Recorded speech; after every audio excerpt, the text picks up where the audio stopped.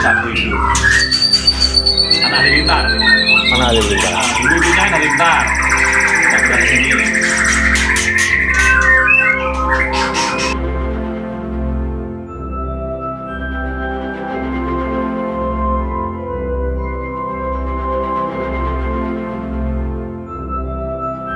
SRDK itu Sri Rezeki Gunung Kidul, Mas. Sri Rezeki. Jadi awal mula breeding murai itu kapan? Tahun 2019 awal Covid itu. Akhir tahun 2019. Akhir tahun 2019 Ya. Nah, kalau ini kan ada namanya nih bocil. Nah, Bocil sudah sampai generasi keberapa? ini sudah berapa ya, Mas? Terakhir 71. Berarti 71 anakan. 72, Mas. 72 anakan. 72 anak. Ya termasuk produktif ya. Ini paling produktif dulu. Karena ini paling awal, Mas. Paling awal.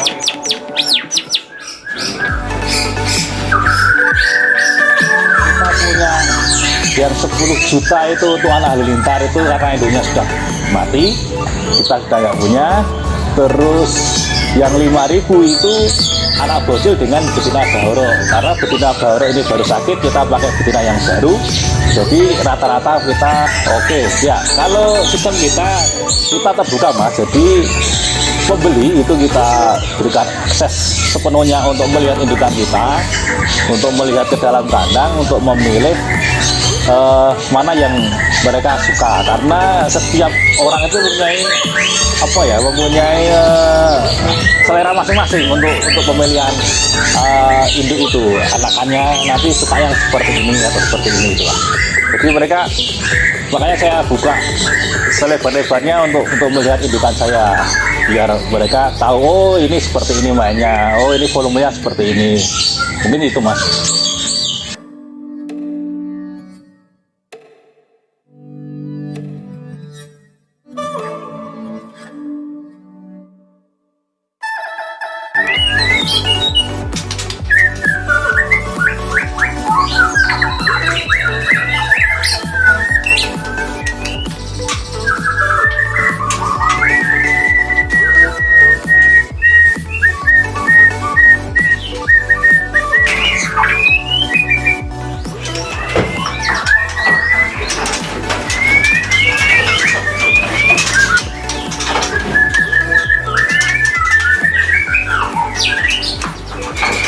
Balik mana?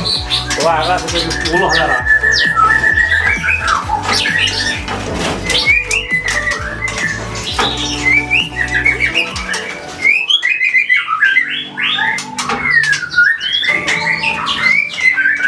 Mana ini enak-enak itu, Pak.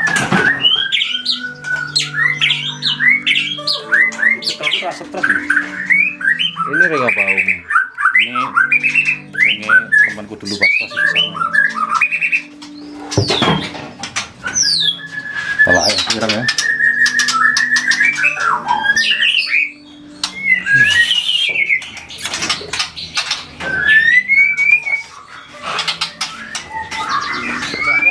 Itu idenya dari hobi dulu hobi senang manuk, senang ikut gantang, dan akhirnya punya satu burung di rumah, dan akhirnya juga lama-lama pengen beternak seperti itu. Dulu saya induk-induk yang lama, tapi itu sudah nggak ada lagi ya. Tapi yang 19 akhir itu kita pakai si bocil itu, Mas, anaknya halilintar. Terus seiring waktu sampai tahun 2022 itu baru mulai produk itu yang untuk terah bocil itu. Kemudian bocil punya induk yang namanya halilintar itu, akhirnya kita kembangkan di sini juga, punya saudara kita itu. Kalau di awal-awal ya mungkin proses penjodohan ya, proses penjodohan, terus ketika sudah jodoh mau bertelur tapi tidak mau ngisi, atau nanti setelah menetas anaknya pada mati, mungkin itu sama apa ya, ya kalau sekarang udah nggak ada, ini kendalanya sih nikmati aja gitu.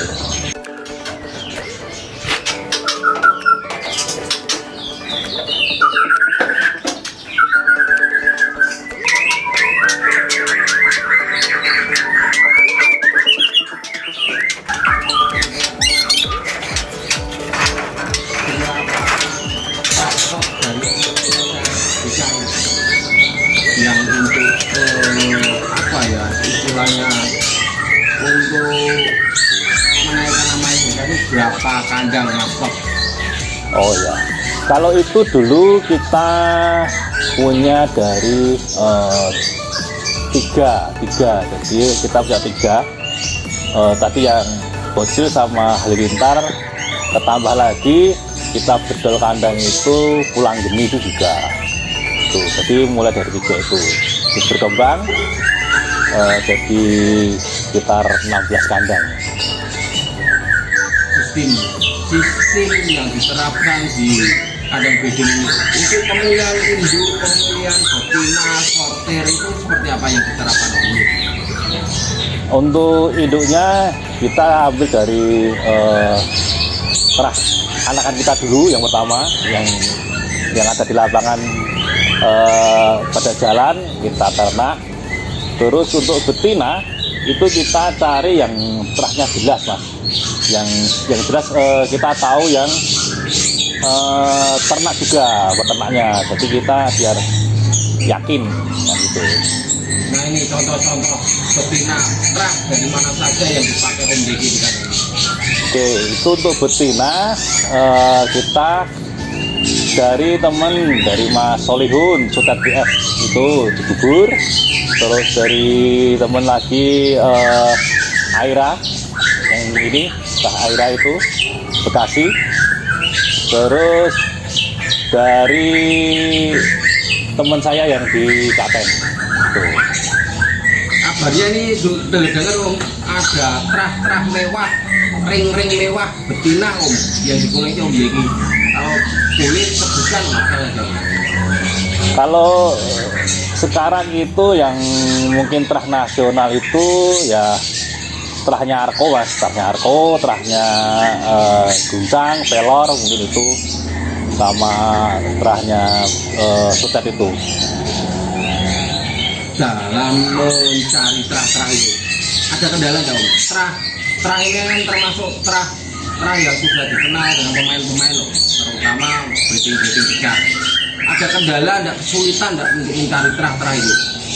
Kalau saya sebetulnya ya tadi mas harus punya dari teman yang bisa kita percaya lah seperti itu, dan nanti kita pasti sudah tahu lah, ini kita yakin dulu lah dari teman itu, dan mereka kan juga nggak mungkin ternak itu yang sudah apa ya namanya sudah lumayan ngambil terah-terah biasa kan kayaknya jarang juga sih seperti itu. Nah kan kebanyakan pemain-pemain peternak besar ini kan terah-terah khususnya yang betina kan memang tidak dikeluarkan. Ini uniknya Om Diki bisa dapat. Apakah ada deal-deal tertentu dengan peternak-peternak itu? Ya sebenarnya karena faktor kedekatan aja sih mas, kita bisa seperti itu, saling support seperti itu aja. Nah ini sistem yang diterapkan Om Diki untuk calon pembeli yang akan memiliki terah SRJK sistemnya seperti apa? Kalau saya ya yang kita utamakan mereka adalah pemain-pemain dulu mas. Nah sistem yang diterapkan Om Diki untuk para calon pembeli dan penikmat terah SRJK itu seperti apa? Oke ya, kalau sistem kita terbuka mas, jadi pembeli itu kita berikan akses sepenuhnya untuk melihat indukan kita, untuk melihat ke dalam kandang, untuk memilih mana yang mereka suka, karena setiap orang itu mempunyai selera masing-masing untuk pemilihan induk itu, anakannya nanti suka yang seperti ini atau seperti ini itulah. Jadi mereka, makanya saya buka selebar-lebarnya untuk melihat indukan saya, biar mereka tahu, oh ini seperti ini mainnya, oh ini volumenya seperti ini. Mungkin itu Mas. Untuk SRGK sebulan bisa menghasilkan anakan berapa? Kira-kira ya hampir 15-an lah, di atas 10 yang jelas itu. Ya. Untuk stok per bulannya apakah Om Jeki menyediakan untuk para pembeli, untuk pemilih, apakah memang harus inden dulu apa dulu? Sampai saat ini kebanyakan inden dulu Mas, karena kita nggak punya stok trotol. Ketika kita panen pasti udah ada yang punya, seperti itu. Kita untuk sementara ini inden dulu Mas.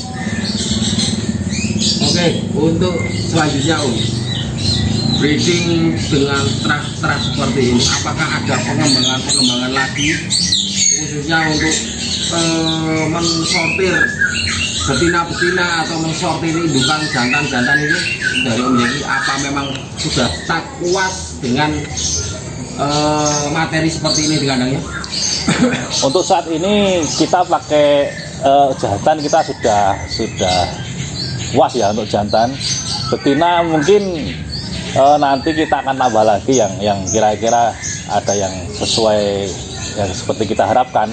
Tapi untuk saat ini memang untuk ternak ini kita sudah puas untuk ya, tapi kita harus mengikuti perkembangan ya, karena sekarang burung itu semakin hari semakin bagus. Kalau kita tidak upgrade ya nanti pasti akan ketinggalan juga kan itu. Nah ini dari sejantan Om Jeki sudah puas dan masih mengulik materi betina-betina.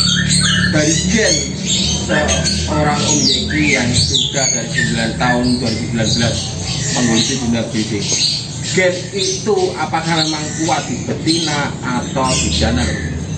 Kalau saya melihatnya lebih ke betinanya, itu punya gen yang lumayan.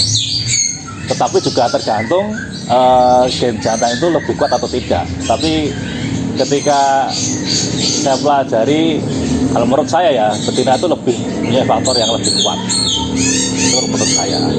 Oke, terakhir Om, terakhir ini pesan-pesan untuk para teman-teman breeding ini supaya bisa menjaga kualitas seperti yang diterapkan SRGK.